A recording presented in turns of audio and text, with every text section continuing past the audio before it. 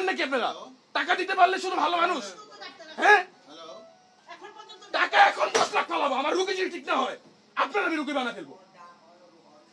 আমি বলে দিলাম, টাকা আমি ইনস্ট্যান্ট 10 লাখ ফেলাবো, 10 লাখ, আমার রুগী যদি ঠিক হয়। এই যে অপারেশন করছো ওর নাম্বার দে, যে অপারেশন করছো ওর নাম্বার দে, আরে ফোন দে, যে অপারেশন করছো ওরে ফোন দে, আরে আনা, যে অপারেশন করছো ওরে ফোন দে, যে অ্যানেস্থেসিয়া দিছে। যে অপারেশন করছো ওরে আনা আগে, ওরে আগে নতুন করে অপারেশন করতে। হ্যাঁ, রোগী মরে গেছে, স্বাস্থ্য ভালো নাই, আপনি কি চিকিৎসা করছেন? আপনি পয়সা আছেন কেন এখানে? পয়সার মতন পাঁচি বাইতেছে, পয়সা পয়সা কি হই কি চালাইতেছ না?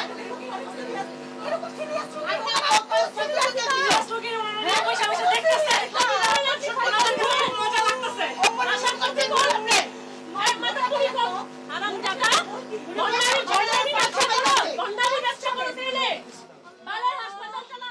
এই যে নিয়ে আসছে উনি এমডি, কথাটা বুঝছেন? আপনি ডাক্তার না থাকলে বলবেন ডাক্তার নাই, উনি রাত্রে যে ডাক্তার নিয়ে আসছে ডাক্তার নাই চলে যান। ঠিক এই জায়গাটায় ডাক্তার বসা, এই জায়গায়।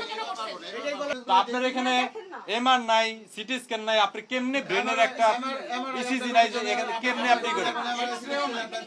এক্সরেও নাই, তাহলে আপনি কেমনে এত বড় একটা রোগী রে করেন? উনি বলছে অন্য হসপিটাল থেকে করে আসা, যারা করে আসে না তাদেরকে কি করবে উনি জিজ্ঞেস করেন তো। উনি বলছে সিটি স্ক্যান ছাড়া কিভাবে ব্রেনের ই করে?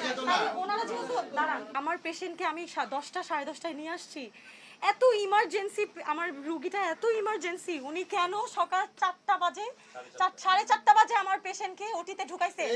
ওনাদের না না না না কখনো দেয় না, আমি দিলাম তো না, কেন আপনি এখন দিবেন কেন? পেশেন্টের বেশিনার সাথে না বাবা, হ্যাঁ হ্যাঁ আমার কথা শুনুন, আপনি প্লিজ ওনাকে বলবেন মাঝখানে যেন কথা না বলে, ওনার কথার মাঝে আমি কথা বলি নাই। কি হয়েছে, এই প্রথম কথা হচ্ছে এরকম হসপিটাল এই আপনারা দেখেন নাই হসপিটালটা, এই হসপিটাল আমরা জীবনে দেখি নাই, খুব বিপদে, মানে কোনো এখানে আশেপাশে মানে খুব বিপদে, যে আপাতত নিয়ে আসছি যে দূরে কোথাও নিয়ে যেতে গেলে যদি কিছু হয়। হ্যাঁ, দালাল বলছে যে আপনারা এটাতে আসেন, এটা সব ব্যবস্থা আছে, সব আছে, এবং আশেপাশে আরো পেশেন্টদেরকে জিজ্ঞেস করছি, সবারই সেম কথা, ওনাদেরকে এভাবেই নিয়ে আসা হয়েছে। তো নিয়ে আসছি 10টা বাজে, এবং যেই কথাটা যে ঠিক আছে আমার ধরলাম আমার পেশেন্ট 80% ড্যামেজ, 20% বাঁচার চান্স আছে, সব মাইনা নিছি, সবই বুঝছি, এই কথাটা কি 50 জন বলতে হয় 4টা পর্যন্ত? আপনি আমাকে বলেন না। এর রুমে একবার মিটিং, ওই রুমে একবার মিটিং, তার রুমে একবার মিটিং, সবাই একই কথা 4টা পর্যন্ত বলছে আমাদেরকে। আমরা প্রথম ডক্টরের সাথে যখন কথা বলেছি ওই 10:30 11টা 12টা বাজে, ধরেন 12টা বা 1টা বাজেই ধরেন, যখন ওই ডক্টরের সাথে আমরা কথা বলেছি, যিনি সার্জন, যিনি আমার মার অপারেশন করেছে, তিনি আমাদেরকে প্রথমেই বুঝায় বলছে, ওনার এত মানে ওনার কথা শুনলে মনে হয় এত আনএডুকেটেড, এত ইলিটারেট, মানে ওনার কথা শুনলেই আপনি বুঝবেন কোনো কথাই উনি বুঝাই বলতে পারেন। উনি বলছে না সিসি ক্যামেরা দেখাবে, উনি যেন দেখায় সবার ক্লিপটাই যেন উনি দেখায়। তো উনি কেমনে যেন বলে এই সেই, মানে খুব সিম্পলি, খুব উনি অনেক হাই রিস্ক, সবই শুনছি, খুব হাই রিস্ক, খুব এই খুব সেই, আমরা সব শুনছি। শুনে বলছে যে, আমরা বলছি যে তাহলে এটা কি? বলছে এখন এটা ইমার্জেন্সি অপারেশন ছাড়া কোনো ওয়ে নাই। এখন এভাবে করে একটা হসপিটালে অপারেশন করবে, এখানে কোনোদিন আসিও নাই। তো আমি এটা জিজ্ঞেস করছিলাম যে তাহলে এটা ছাড়া মানে এটাকে এখনই করতে হবে ইমিডিয়েটলি? তো উনি হেসে বলছে যে হ্যাঁ পেশেন্ট তো অনেক সিরিয়াস, যত লেট করবো ততই আমাদের অলরেডি লেট, ক্ষতি। পরে এটা জিজ্ঞেস করার কারণ এটাই যে উনি যদি একটু বলতো যে না আমরা এখন একটু অবজারভেশনে রাখি, একটু দেখি, একটু সময় আসছে, আমি সাথে সাথে আমার মাকে নিয়ে যাইতাম, শুধু সময় নাই, অনেক ইমার্জেন্সি, এই কারণে আমরা বলছি আচ্ছা ঠিক আছে আমরা একটু ডিসিশন নেই। আমরা কথা বললাম, আমরা ওনাদেরকে বিশ্বাস প্রথম থেকে না করার কারণেই আমরা অন্য ডাক্তারকে ফোন দিছি যে এরকম এরকম বলে এভাবে করে হাড় খুলে রেখে দিবে, এটা তো এটার সাথে আমরা পরিচিত না আগে কখনো।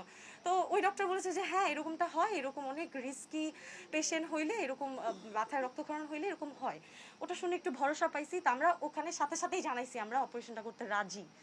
আমরা যখন ওখানে বলছি অপারেশনটা করতে রাজি, তাহলে কেন 4টা পর্যন্ত ওনাগো খালি আমাদের বলতেই হইলো যে এই পেশেন্ট মরে যাইতে পারে? মানে ওনারা কনভেন্স আর কনভেন্স, ওনারা এমনভাবে কনভেন্স, সবাই 1 ঘন্টা 1 ঘন্টা 1 ঘন্টা 2 ঘন্টা 2 ঘন্টা, এর মধ্যে প্রথম দিন বলছে যে ডক্টর আসতেছে আসতেছে, আমরা ভাবছি যে রাত হয়ে গেছে, সবাই হয়তো বা চলে গেছে, এখন আসতেছে আমাদের জন্য।